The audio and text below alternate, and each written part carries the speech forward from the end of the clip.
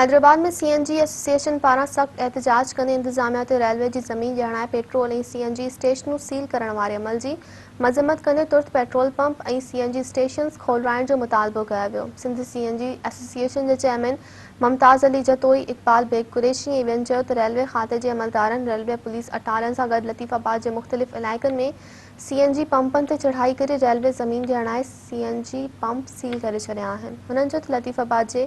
गिदू चौक, फतह चौक समेत ॿिनि इलाइक़नि में सीएनजी पंप सील कया विया आहिनि, जॾहिं त वधीक 12 पंपनि खे बि सील करण जो मंसूबो जोड़ियो वियो आहे, जंहिं सां न रुॻो सीएनजी मालिक पर सवे पोरहत बि बेरोज़गार थियण जो ख़दशो आहे। अॻवाननि चयो त असां बल्दिया ऐं हाई वीज़ खातनि खां